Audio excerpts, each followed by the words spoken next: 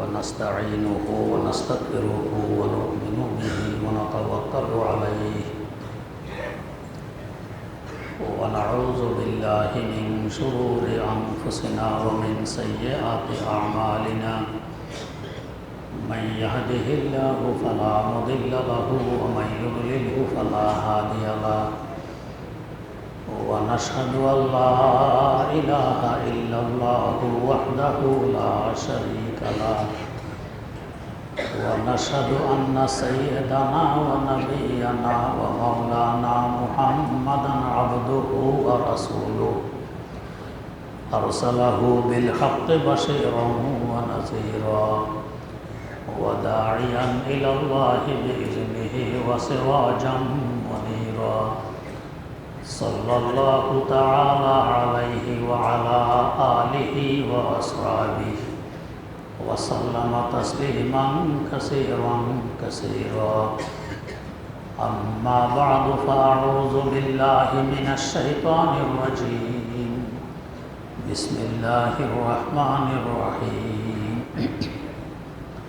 وإن كادوا ليفتنونك عن الذي أوحينا إليك لتفتري علينا غيره وإذا لاتخذوك خليلا ولولا أن ثبتناك لقد كدت تركن إليهم شيئا قليلا إذا لأذقناك ضعف الحياة وضعف الممات ثم لا تجد لك علينا نصيرا وإن كادوا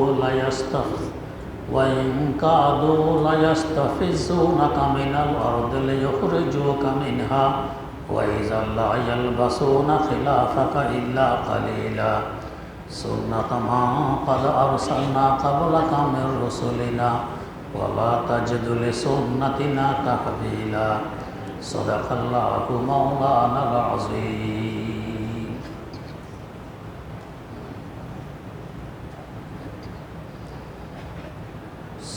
সূরা ইসরার ৭৩ নম্বর আয়াত থেকে তেলাওয়াত করা হয়েছে। আরবের মুশরিকরা রাসূল আকরাম সাল্লাল্লাহু আলাইহি ওয়াসাল্লামের সাথে সময় সময় কিভাবে ধোঁকা ও প্রতারণার চিন্তা ভাবনা করেছিল এ সম্পর্কে আলোচনা। একবার মদিনার কিছু ইহুদি রাসূল আকরাম সাল্লাল্লাহু আলাইহি ওয়াসাল্লামের কাছে এসে খুব আপন হওয়ার ভাবসাব নিয়ে বলতেছে, হুজুর, মুলকের শাম হলো নবীদের দেশ। সিরিয়ায় অসংখ্য নবীর আগমন ঘটেছে, বাইতুল মুকাদ্দাসও ওখানে। আপনি যদি বাস্তবে নবী হন তো আপনাকেও তো ওখানেই থাকা দরকার, সিরিয়ায়। মদিনা থাকলে আপনার জন্য হিতকর হবে না, সিরিয়া গেলে হিতকর হবে। উদ্দেশ্য মদিনা খালি করা, হুজুরের সহযোগিতা নয়। ঠিক তেমনিভাবে মক্কায় মুকাররমা থাকা অবস্থায়ও মক্কার কাফের মুশরিকরা হুজুরের কাছে এসে বলতেছে, হুজুর, আমরা তো আপনাকে মানতে কোনো সমস্যা নেই, তবে আপনার মজলিসে, আপনার আশেপাশে কিছু নিম্ন শ্রেণীর লোকজন, গরিব দুঃখী এরাই থাকে।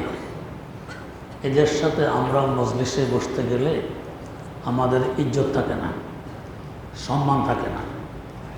এই জন্য এদেরকে সরাইয়ে দেন, আপনার আশেপাশে আমরাই থাকব। মদিনার হোক আর মক্কায় মুকাররমার হোক, শুনতে তো ভালোই শোনা যায়, কিন্তু যদিও শুনতে শোনা যায় ভালো, ভিতর কিন্তু ভালো ছিল না, ভিতর ছিল অনেক গান্দা। মদিনার ইহুদিদের উদ্দেশ্য হুজুরের উপকার নয়, বরং মদিনা খালি করা। যাতে মদিনা এদের দখলেই থাকে। আর মক্কার মুশরিকদের উদ্দেশ্য হুজুরের আনুগত্যতা স্বীকার নয়, এক বাহানা। যারা হুজুরের আনুগত্য স্বীকার করে চলে এদেরকে সরাইয়ে দেওয়া। এদেরকে যদি হুজুর সরাইয়ে দেন, ওদেরকে জায়গা করে দেন, ওরা তো মানবেই না। মধ্যখানে এদের মধ্যে ক্ষোভ সৃষ্টি হবে যে আমরা গরিব দুঃখী নিম্ন শ্রেণীর, তা আমাদেরকে হুজুর সরাই দিলেন।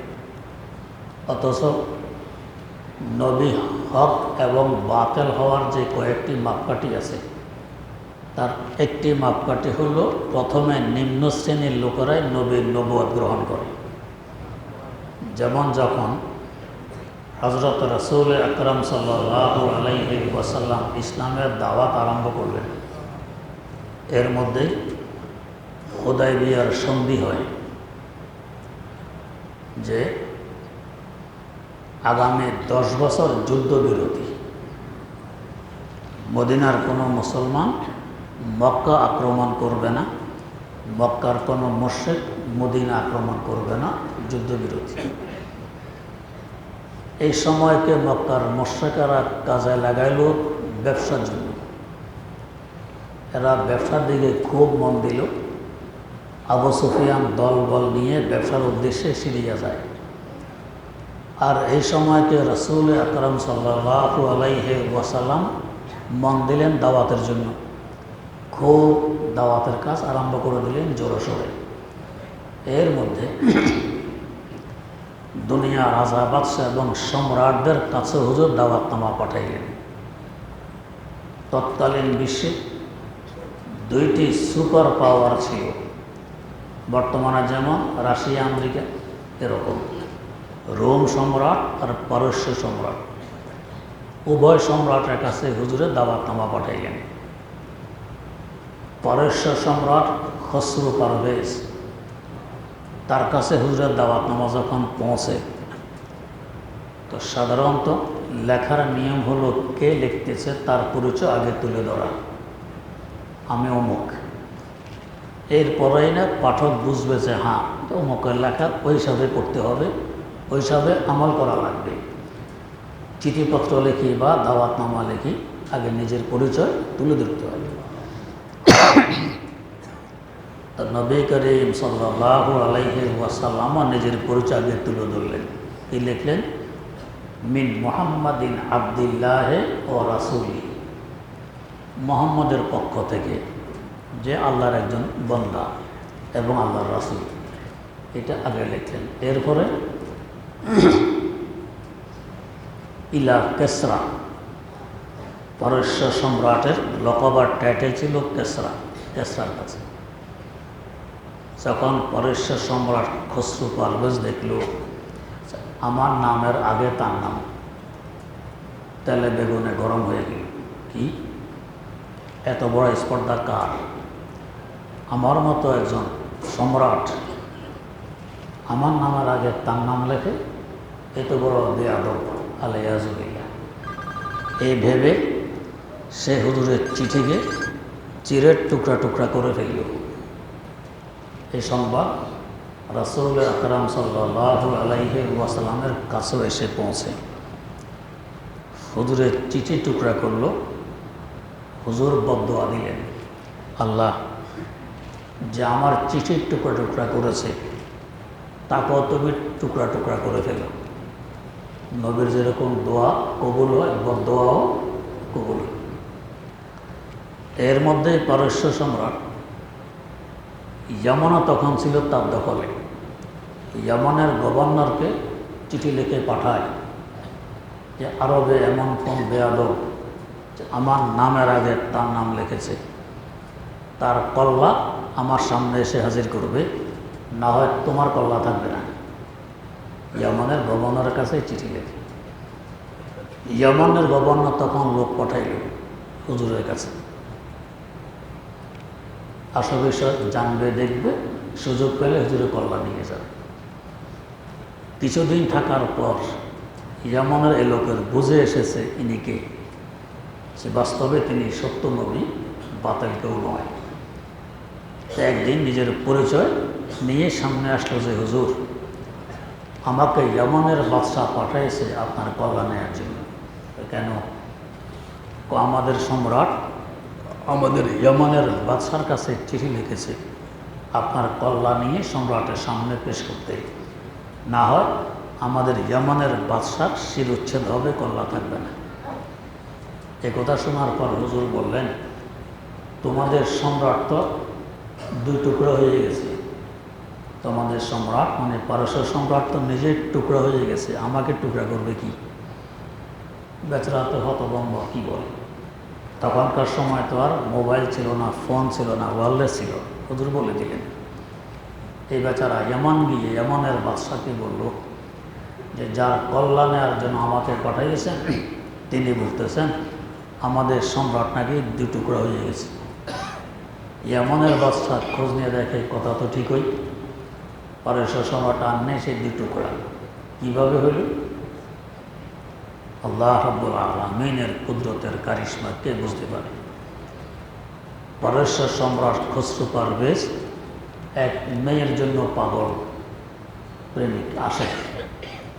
ঘটনাক্রমে তার ছেলেও সে মেয়ের জন্য পাগল, বাপ ছেলে এক মেয়ের জন্য টানাটানি। ছেলে দেখল আব্বা জীবিত থাকা অবস্থায় এই মেয়ে আমি ভোগ করতে পারবো না। তো একদিন অতর্কিতভাবে আব্বাকে দু টুকরা করে গেছে রাতের অন্ধকারে। ছেলে দু টুকরা করে ছেলে সিংহাসনে বসে, এখন সে হয় সম্রাট। আর যারা সাধারণত এই ধরনের অবৈধ প্রেম প্রীতি নিয়ে থাকে, এরা যদি যৌন শক্তি বর্ধক ওষুধ পায় আনন্দের সাথে এটা ব্যবহার করে, যৌন শক্তি বর্ধক ওষুধ। তৎকালীন সম্রাটদের শাহী দাওয়াখানা থাকতো। তো ছেলে শাহী দাওয়াখানা গিয়ে দেখে এক ওষুধের বোতলের উপরে লেখা দাওয়ায়ে কৌয়াতে বা যৌন শক্তি বর্ধক ওষুধ। আসলে ছিল বিষ। তার আব্বা ষড়যন্ত্রমূলক এই বিষের বোতলের উপরে লিখে রেখেছে কি যৌন শক্তি বর্ধক ওষুধ। ছেলে দাওয়াখানায় গিয়ে যখন দেখে ওষুধ, খুব খুশি, এক টানে পুরো বোতল খেয়ে ফেলছে, খাইয়াই মরছে। তাহলে বাপও শেষ ছেলের হাতে, ছেলেও শেষ বাপের হাতে, দুজনে শেষ হয়ে গেল। তো হুজুর যে বদদোয়া করলেন যে আমার চিঠিকে টুকরা করে ফেলেছে আল্লাহ, তুমি তাকে টুকরা করে ফেলো।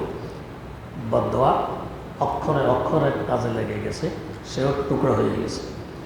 এইভাবে একের পর এক খুব ঘন ঘন মারা যেতে যেতে এর রাজবংশে আর কোনো পুরুষ ছিল না যে যাকে ক্ষমতায় বসানো যায়। শেষমেশ বাধ্য হয়ে একজন মহিলাকে ক্ষমতায় বসানো হয়। এই সংবাদ যখন হুজুরের কাছে পৌঁছে, হুজুর বললেন লাইন ইউফলাহা কওমুন ওয়াল্লাহু আমরাহুম ইমরাআতান, ওই সম্প্রদায় কখনো সফল কাম হবে না যে সম্প্রদায় ক্ষমতা দিয়ে দেয় কোনো নারীর হাতে। যে সম্প্রদায় রাষ্ট্রীয় ক্ষমতা কোনো নারীর হাতে দিয়ে দেয়, এই সম্প্রদায় কখনো সফল কাম হবে না। যাই হোক, এটি হল পারস্য সম্রাটের অবস্থা। আর এদিকে রোম সম্রাট, ইংরেজিতে বলে হেরাক্লিয়াস, হাদিসের ভাষায় বলে হেরাক্ল। রোম সম্রাটের কাছে হুজুরের চিঠি পাঠানো হয় দাওয়াতনামা ইসলাম। আর ওই সময় ঘটনাক্রমে পারস্যবাসীদের এবং রোমেদের মধ্যে যুদ্ধ চলতেছিল, দুই সুপার পাওয়ারের যুদ্ধ। এই যুদ্ধে রোমেরা পরাজিত হতে যাচ্ছিল আর ইরানিরা জয়যুক্ত হতে যাচ্ছিল। হতে হতে রোম সম্রাট তার রোম ছেড়ে ইস্তাম্বুল গিয়ে পলায়ন করেছে। পারস্য সম্রাটের সাথে যুদ্ধে কুলেতে পারতেছিল না। ইরানিরা ইস্তাম্বুল গিয়ে মহাসারা করে, ঘেরাও করে। রোম সম্রাট দেখলো আর তো বাঁচার কোনো উপায় নেই। যখন আমরা উপায় না দেখি, চতুর্দিক দেখি অন্ধকার, রাস্তা বন্ধ, তখন শরণাপন্ন হই কোনো হুজুরের কিংবা আল্লাহর। হুজুরের কাছে গিয়ে দোয়া, আল্লাহর কাছে দোয়া। এর আগ পর্যন্ত হুজুরও লাগে না, আল্লাহ খোদাও লাগে না। রোম সম্রাট দেখলো আত্মগতি নেই। তখন সে মান্নত করলো যে আল্লাহ, যদি এই ইরানিদের উপর আমাকে আপনি জয়ী করেন, তাহলে আমি পায়ে হেঁটে বাইতুল মুকাদ্দাস গিয়ে আপনার ইবাদত করে আসবো। মান্নত করলো, পায়ে হেঁটে বাইতুল মুকাদ্দাস গিয়ে আপনার ইবাদত করে আসবো।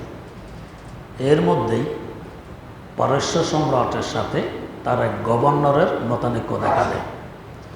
গভর্নর দেখলো আমাকে বোধহয় আর ক্ষমতা রাখবে না, বরখাস্ত করে দিবে। তো মানুষের একটা নীতি কি, আমিও খেতে পারবো না, তোকেও খেতে দিব না। এটা একটা নীতি কি, আমিও খেতে পারবো না, তোকেও খেতে দিব না।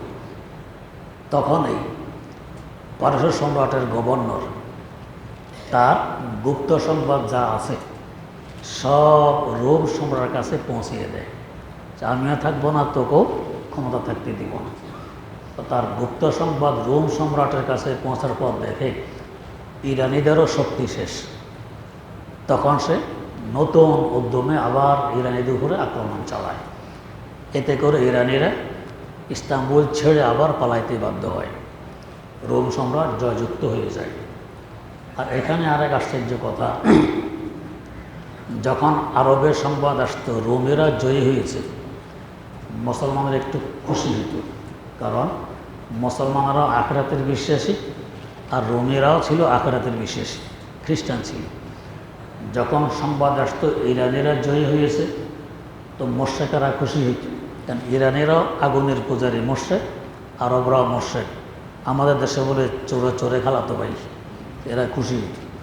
তো যখন ইরানিরা ইস্তাম্বুল গিয়ে ঘেরাও করে, আরবরা খুব খুশি, মুশরিকেরা মুসলমানদেরকে তুচ্ছ তাচ্ছিল্য করা আরম্ভ করে যে কই, এখন তো তোমাদের রুমিরা কোণঠাসা হয়ে গেছে আর কি।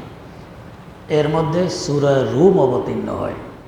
আল্লাহ পাক বলেন গালাবাতের রোম, রোমিরা অদূর ভবিষ্যতে জয়যুক্ত হবে। এই আয়াত নাজেল হওয়ার পর মুশরিকরা আরও হাসাহাসি আরম্ভ করছে যে জীবনে রুমিরা মাথা তুলতে পারবে না, আর মুসলমানদের খোদায় বলে রুমিরা জয়যুক্ত হবে, এটা কি কখনো সম্ভব? এর মধ্যে আবু বকর সিদ্দিক রাদিয়াল্লাহু তাআলা আনহু বলেন বাস্তবে সম্ভব।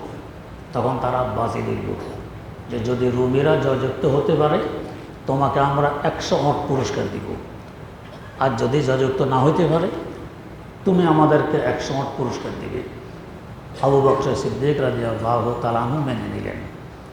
দরবারের নবুয়তে এসে জানাইলেন, হুজুর আমি 3 বছরের জন্য বাজি ধরেছি যে 3 বছরের ভিতরে যদি রোমেরা জয়ী না হয় তাহলে আমি 100 ওট মুশরিকদেরকে দিব, আর জয়ী হলে মুশরিকরা আমাকে 100 ওট দিবে। হুজুর বললেন আল্লাহ পাক বলেছেন গালাবাতের রোম ফি বিজ'i সিনিন।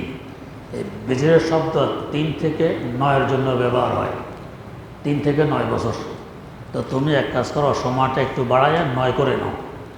আবু বকর সিদ্দিক রাদিয়াল্লাহু তাআলা আনহু প্রস্তাব দিলেন যে আগে তো বাজি ধরেছি 3 বছরের জন্য, এটা একটু বাড়াইতে চাই 9 বছর। আর 9 কেন, 900 বছর বাড়াও, কিছু আসে আর যায় না, জীবনও আর কোনো দিন রুমিরা পারবে না। কিন্তু 9 বছর লাগেনি, এর আগে রুমিরা আবার জয়ী হয়ে যায়। ইরানেরা পালিয়ে ইরান এসে আশ্রয় নিতে বাধ্য হয়। তখন রোম সম্রাট তার মান্যত পূরণের লক্ষ্যে পায়ে হেঁটে সিরিয়া আছে বাইতুল মুকাদ্দাস ইবাদত শুরু করে।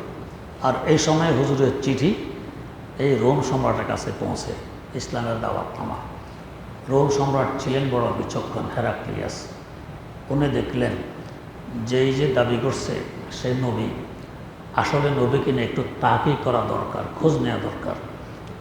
তো যে এলাকার, ওই এলাকার মানুষ থেকেই তো ভালো খোঁজ পাওয়া যায়, সঠিক খোঁজ পাওয়া যায়। আরেক এলাকার লোকদের থেকে তো সঠিক খোঁজ পাওয়া যাবে না। আপনি আমার সম্পর্কে জানতে হইলে আমার পরিবার থেকে যে পরিমাণ জানবেন, দূরে কারো থেকে এই পরিমাণ জানবেন না। তো তখন রোম সম্রাট লোক পাঠাইল, সিরিয়ায় দেখো তো আরবের কেউ আছে কি না। আর এ সময় যেহেতু হুদায়বিয়ার সন্ধি, 10 বছরের জন্য যুদ্ধবিরতি, আবু সুফিয়ান দলবল নিয়ে সিরিয়া গিয়েছে ব্যবসার উদ্দেশ্যে। রোম সম্রাটের লোকজন এসে আবু সুফিয়ানকে পেয়ে যায়, এদেরকে নিয়ে যায় রোম সম্রাটের দরবার। রোম সম্রাট তখন তাদেরকে ডেকে আবু সুফিয়ানকে বসাইলেন তার সামনে, আর আবু সুফিয়ানের সাথী সঙ্গীদেরকে বসাইলেন আবু সুফিয়ানের পিছনে, এবং বললেন যে তোমাদের দেশের যে এক লোক নবী দাবি করতেছে, তার সম্পর্কে আমি এই লোককে কিছু প্রশ্ন করব। কেন এই লোককে প্রশ্ন করব? রোম সম্রাট আগে জিজ্ঞাসা করেছে যে তোমাদের দেশে যে এক ব্যক্তি দাবি করতেছে সে নবী, বংশগত দিক দিয়ে তোমাদের মধ্যে ওই লোকের সবচেয়ে কাছের কে? আবু সুফিয়ান বড় গলা বলে আমি। কারণ আবু সুফিয়ানও কোরাইশের, হুজুরও কোরাইশ বংশের, আমি। তাই আবু সুফিয়ানকে আগে বসায়, সাথী সঙ্গে গেলার পিছনে বসায় এবং বলে যে একে আমি কিছু প্রশ্ন করব তোমাদের দেশে যে ব্যক্তি নবী হওয়ার দাবি করতেছে তার ব্যাপারে। যদি সত্য বলে ভালো কথা, যদি মিথ্যা বলে তো বলে দিবে যে কথাটি মিথ্যা। আবু সুফিয়ান ভয় পেয়ে গেল, যদি আমি মিথ্যা বলি তখন আবু সুফিয়ান মুসলমানদের চরম বিরুদ্ধে। যদি মিথ্যা বলি আর এদেরকেও যদি বলে ফেলে যে হুজুর এই কথাটি মিথ্যা, তাহলে তো কল্যাণী আর বের হওয়া যাবে না, বড় মুশকিল। দ্বিতীয়ত, যদি বের হতেও পারি, এরা দেশে গিয়ে বলবে আমাদের লিডার সাহেব রোম সম্রাটের কাছে মিথ্যা কথা বলে আসছে, আমার বেইজ্জতি হবে, লজ্জা হবে। তো লজ্জার ভয়ে সুযোগ থাকা সত্ত্বেও আমি কোনো মিথ্যা কথা বলিনি। আবু সুফিয়ান সব সত্য সত্য কথা বলেছে। তো চিন্তা করুন, একটা মুশরিক, ইসলামের চরম বিদ্বেষী, তখনও সে লজ্জার ভয়ে মিথ্যা বলেনি। আর আমরা মুসলমান দাবিদার, বড় বড় ক্ষমতাসীন হওয়ার পরেও দেধারসে আমরা মিথ্যা বলে যাই। পুরা দেশবাসী জানে এটা মিথ্যা, তারপরেও বলি। লজ্জা শরম কোথায় বিদায় নিয়ে গেছে? আরবের মোর্শেদদেরকেও হার মানায় ফেলেছে আমাদের মিথ্যা চাই। আল্লাহ পাক হেফাজত করুন। যাই হোক, তো এখানে আবু সুফিয়ান একটা কথা জিজ্ঞেস করলো কি, ওই যে লোকটি দাবি করতেছে তোমাদের দেশে সে নবী, তার বংশটা কেমন? করছে না আবু সুফিয়ান বিপদে। যদি বলে একবার নিম্ন বংশের, তা আগে নিজে বলছিল কি বংশগত দিক দিয়ে আমি তার সবচেয়ে কাছের, তাহলে আবু সুফিয়ান নিজে নিম্ন বংশের প্রমাণিত হয়। আর যদি বলে উচ্চ বংশের, তো তাহলে এটা নবীর প্রমাণ। নবী সবসময় সবচেয়ে উচ্চ বংশ থেকে আসে, নিম্ন বংশ থেকে আসে না। আল্লাহর এক ওলিটাই বলেছিলেন, দিল মেরা তসখীরো কে এক আরবি নে, দিল মেরা তসখীরো কে এক আরবি নে, মক্কি মদনী হাশমিয়ো মুত্তালিবি নে, मक्की मदनी हाशमी ओ मुत्तलबी ने, आदम के लिए फ़ख्र ये आली नसबी है, मक्की मदनी हाशमी ओ मुत्तलबी है, मक्की मदनी हाशमी ओ मुत्तलबी है। সবচেয়ে উচ্চ বংশের মানুষ। আরও অনেকগুলো প্রশ্ন করে, সব বুখারী শরীফে বর্ণিত আছে। তার মধ্যে একটি প্রশ্ন ছিল কি, ও তার অনুকরণ কারা করে, যেটা আমার এখানে বলার উদ্দেশ্য, যে ওই ব্যক্তির অনুকরণ কারা করে। আবু সুফিয়ান জবাব দিল, যারা নিম্ন শ্রেণীর লোক, গরিব দুঃখী, এরা করে। তখন রোম সম্রাট বলেছিল, হ্যাঁ, নবী যদি হক হইয়া থাকে তো সত্য নবীর অনুকরণ প্রথমে দুর্বলেরাই করে, নিম্ন শ্রেণীর যারা গরিব দুঃখী যারা, এরাই করে। তাহলে নবী হওয়ার যে কতগুলো প্রমাণ, একটি প্রমাণ হলো প্রথমে নিম্ন শ্রেণীর লোকেরা, গরিব দুঃখীরা তাকে মানবে, আনুগত্যতা স্বীকার করবে। তো এখানেও এই মোশরিকরা এসে বলতেছে, আপনার আশপাশে যে গরিব দুঃখী নিম্ন শ্রেণীর লোক, এদেরকে সরাইয়া দেন, তবে আমরা আপনার কাছে আসতে পারি, আপনাকে মানতে পারি। এটা কিন্তু নবুয়তের দলিলের পরিপন্থী কথা। কারণ নিম্ন শ্রেণীর লোকেরা আশপাশে থাকা নবুয়তের দলিল, তাদেরকে সরাই দিলে ওরাও সরবে, এরাও মানবে না, দিদিকে যাবে। হুজুর একটা মানেনি। এই সম্পর্কে আল্লাহ বলতেছেন, ওমান কানা ওয়াইন কাদু লা ইয়াফতিনুনাকা আনিল্লাযী আওহাইনা ইলাইকা। এই মুশরিকরা চেয়েছে আপনাকে সরাই দিবে, আমি আপনার কাছে যে ওহী পাঠাই এর থেকে, আপনার কাছে যে ওহী পাঠাই এর থেকে সরাই দিবে। সরাই দিলে লিয়াফতারিয়া আলাইনা গায়রাহু, তার নবীর সব কথা হয় ওহী থেকে সরাই নিলে আপনার কথাকে মানুষ মনে করবে ওহী, আসলে তো এটা ওহী নয়। ওয়াইজাল্লাতাকাজুকা খালিলা, আর উপরে দেখায় তারা আপনার অন্তরঙ্গ বন্ধু হিসাবে আপনার আশেপাশে থাকবে, এটা বাস্তবে ধোঁকা, সঠিক কথা নয়। ওয়ালাউলা আন সাব্বাতনাকা লাকাদ কিত্তা তারাকানু ইলাইহিম শাইআন কালিলা। আপনাকে হকের উপরে অটল অবিচল রেখেছি আমি, যদি আমি না রাখতাম তাহলে আপনার তো মনে এই ধরনের কথা এসেছিল যে এদের কথা মানলে মন্দ কি, এরা আমার আনুগত্যতা স্বীকার করবে, আস্তে আস্তে দুর্বলরা করবে। কিন্তু আসলে এটা ঠিক ছিল না। আমি আপনাকে সঠিক রাস্তার উপর অটল অবিচল রেখেছি। ইজাল্লাহ জাফনাকা জরফাল হায়াত ওয়া জরফাল মামাত সুম্মা লা তাজিদু লাকা আলাইনা নাসীরা। যদি বাস্তবে এমন হইতো, গরিব দুঃখীকে সরাই দিতেন, এদেরকে রাখতেন, আর মদিনার ইহুদিদের প্রলোভনে মদিনা ছেড়ে সিরিয়ায় চলে যেতেন, এমন যদি করতেন তো জীবদ্দশায়ও মারা যাওয়ার পরেও ডবল শাস্তি আপনাকে ভোগ করতে হইত। কিন্তু আমি হেফাজত করেছি, আপনি হকের উপরে অটল ছিলেন, বেঁচে গেছেন। নবীর ব্যাপারে যদি আল্লাহ পাক এমন কঠোর বাক্য উচ্চারণ করতে পারেন যে লা আযাকনাকা জরফাল হায়াত ওয়া জরফাল মামাত, জীবদ্দশায় মারা যাওয়ার পরেও আপনাকে ডবল শাস্তি অসাধন করা লাগতো, তো নবীর ব্যাপারে যদি এমন ধমকি আসে, আমাদের কিসের হিসাব নিকাশ? আল্লাহ রাব্বুল আলামিন হেফাজত করেন। সুম্মা লা তাজিদু লাকা আলাইনা নাসীরা। তাদের কথা যদি শুনতেন তো তাহলে আমার বিরুদ্ধে আপনি কোনো সাহায্যকারী কাউকে পেতেন না, একা হয়ে পড়তেন। ওয়াইন কাদু লা ইয়াস্তাফিজুনাকা মিনাল আরদ লিইখরিজুকা মিনহা ওয়া ইযা লা ইয়ালবাসুনা খিলাফাকা ইল্লা কালিলা। এবং তারা চায় যে আপনাকে আপনার এলাকা থেকে দূরে সরাই দিবে, মদিনা থেকে সরাইয়া নিয়ে যাবে সিরিয়া, দূরে সরাই দিবে। যদি এমনই হয় তো তাহলে মনে রাখবেন, যে সমস্ত মুশরিকরা নবীকে নবীর এলাকায় থাকতে দেয় না, এরাও নিজ এলাকায় থাকতে পারে না। অল্প কয়েকদিনের মাথাও এরাও ধ্বংস হয়ে যায়, থাকতে পারে না। সুন্নাতা মান কাদ আরসালনা ক্বাবলাকা মির রুসুলিনা ওয়া লা তাজিদু লিসুন্নাতিনা তাহদিলা। আপনার আগে যত রাসূল নবী এসেছিলেন তাদের ব্যাপারেও যদি তাদের সম্প্রদায় নবীদেরকে এলাকা থেকে বের করে দিয়েছে, ওরা নিজ এলাকায় থাকতে পারেনি। যেমন সৈয়দনা হযরত লূত আলা নবিয়িনা ওয়া আলাইহিস সালাতু ওয়াস সালাম, এদেরকে একটি মারাত্মকতম গুনাহ থেকে তিনি বারণ করলেন, সমকামিতা। কিন্তু এরা বলে তাহলে বড় পরেশগারি দেখায়, ভালো মানুষ সাজে, বের করে দেয় আমাদের এলাকা থেকে। তারা নবীকে বের করে দিতে চেয়েছিল, আল্লাহ পাক নবীকে বের করে নিয়ে গেলেন। নেওয়ার পরে পাথরের বৃষ্টি বর্ষণ হয় ওই এলাকাবাসীর উপর। এরপরও তার গজব থামল না। হযরত জিবরিল আমিন আলাইহিস সালামকে পাঠিয়ে দিলেন।